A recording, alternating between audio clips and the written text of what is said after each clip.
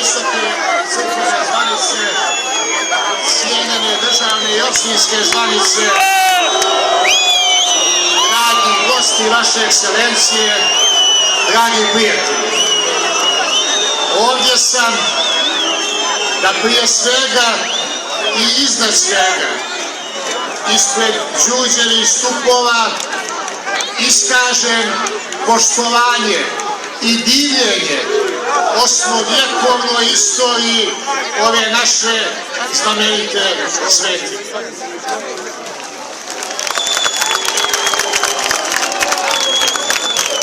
Tokom 8 vjekova ova svetinja je imala i svoju veliku